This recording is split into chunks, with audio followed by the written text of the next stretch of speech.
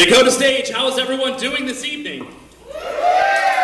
It's weird because there's nobody in front. I don't know why that is, but that's very nervous. Makes me a little uncomfortable that there's no one up front. So feel free at some point if you want to close. You're right there. No, I get that. You're 3 rows back. You've got a 2-row buffer. I'm cool with it. My name is Matt Bingham. I will be your host this evening. I am from 96.5 The Fox. You can hear me every weekday afternoon from 2 until 7 on 96.5 The Fox and 96.5thefox.com. Now, how many people here have been here for a comedy show before? Most of you. So you know my whole spiel. You know what I'm going to say. For those of you that are new, please pay attention. I've got some things to go through before the show starts.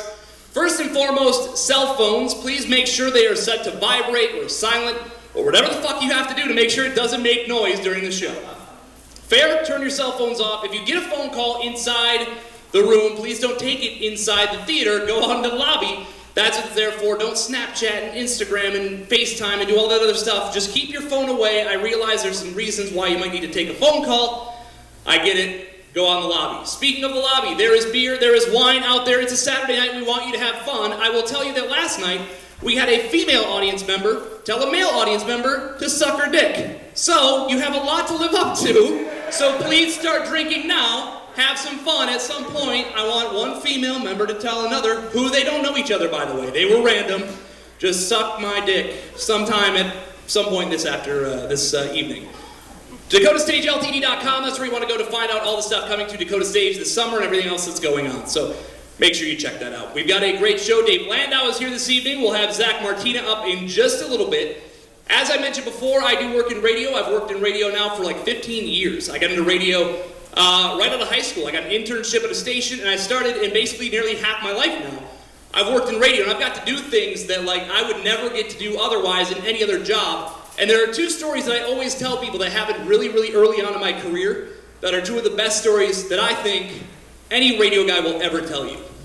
One of the first people that I got to meet, one of the first celebrities that I got to meet, was Rock and Roll Hall of Famer Alice Cooper, which is absolutely awesome. He is, if you don't know who Alice Cooper is, he's like Marilyn Manson now, but way before Marilyn Manson. Alice Cooper is one of the coolest dudes on the planet, and I got the chance to meet him when he came to town. Now, when Alice Cooper was touring a few years ago, he would do these charity softball games with his band. So they would stay away from booze and drugs and hookers, like he made them stay in shape. So he would set up these charity softball games at organizations in town. So my radio station got to play in a charity softball game with Alice Cooper and the rest of his band. Now, I was tasked as the new guy with picking up Alice Cooper at the airport. Fantastic. If you've ever seen Alice Cooper, you would think he's very difficult to miss in an airport. The guy wears leather, straitjackets, snakes. He cuts his goddamn head off on stage. I shouldn't have a problem finding this guy in the airport. Here's the thing. Regular Alice Cooper and stage Alice Cooper are 2 completely different people. When he walked off the plane, he looked like an elderly woman returning from summer vacation in Arizona.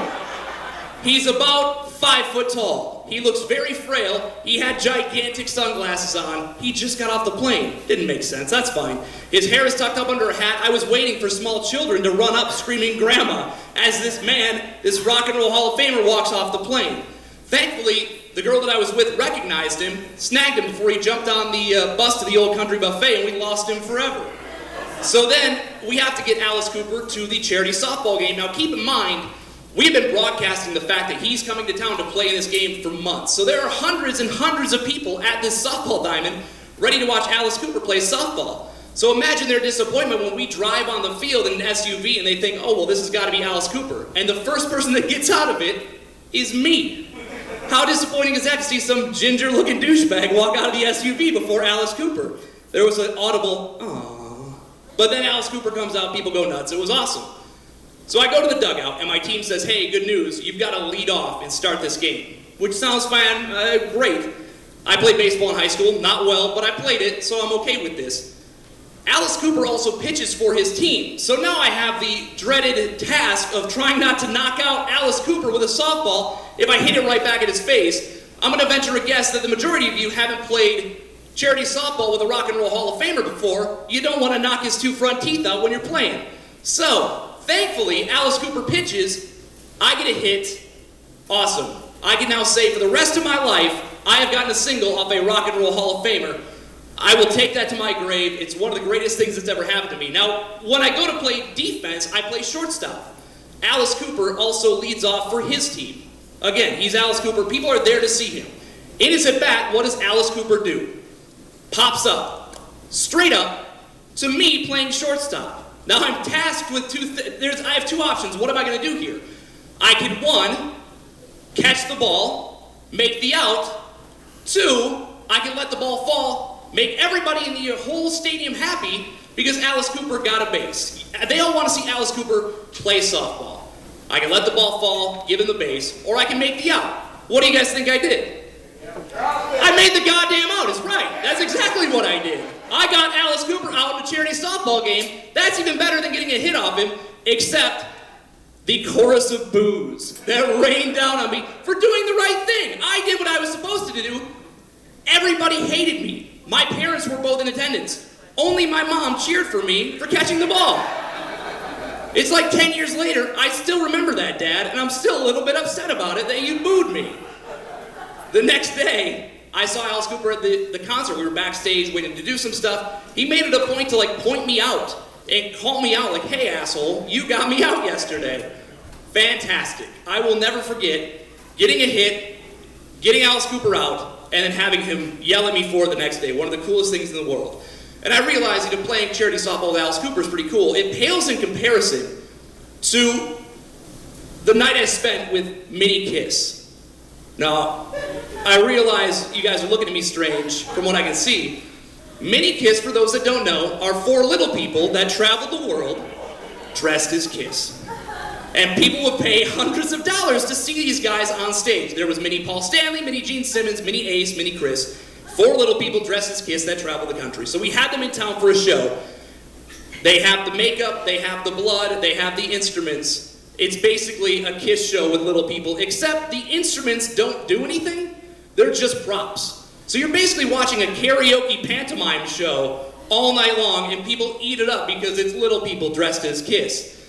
It was one of the most surreal evenings of my life. I watched one of our sales girls make out with Minnie Peter Chris, and then try to deny it as she had makeup smeared all over her face. Impossible to deny. It's not a lot of people walking around dressed as the Catman. It's pretty obvious what you've been doing. At the end of the night, I was once again tasked with driving them. That was my job as the young guy on staff. So Minnie Kiss decides they're not ready to hang it up. They want to keep partying. They want booze. Okay, we all pile in the back of my 2001 Chevy Blazer, and we roll to a convenience store to get alcohol. Now, I thought I was going to take their order, and that would be it. They would hang out inside the car. I was wrong. They decided to come in with me. What I didn't mention, they didn't change out of their stage outfit or makeup. So here's me at the age of 21, walking in a convenience store at midnight on a Saturday with four little people dressed as the members of Kiss. If you could picture the most surreal thing in the world, just picture me standing here now with a trail of little people wearing makeup and leather walking behind me. I watched the guy working the front counter the entire time because the smile never left his face. It was the greatest thing I've ever seen. Unfortunately, I picked the one convenience store that doesn't have booze in Saginaw, Michigan, my hometown. So, Minnie Kiss decides, all right, well, we'll get snacks. Now, when you go into a gas station, you realize that as a tall person, you see over the aisles. Not a big deal. If you're talking to someone on the other side, you can have a conversation. When people are less than 4 feet tall, they can't do that.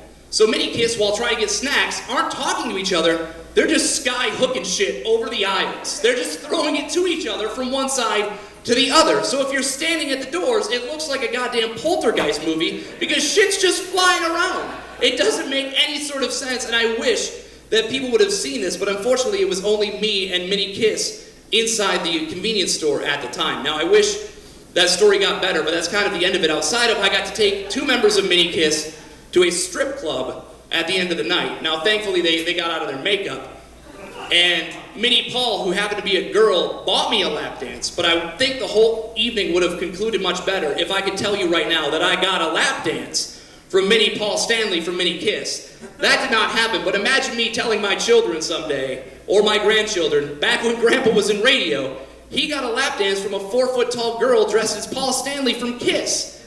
It was one of the greatest things in the world, and I have a feeling they'd have a few questions. Who is Kiss? What is the radio? We've got a great show tonight for you. I hope you guys are ready to have some fun. Dave Landau is here this evening. Give it up for Dave, your first comedian from Detroit, Michigan. Ladies and gentlemen, give it up for Zach Martina.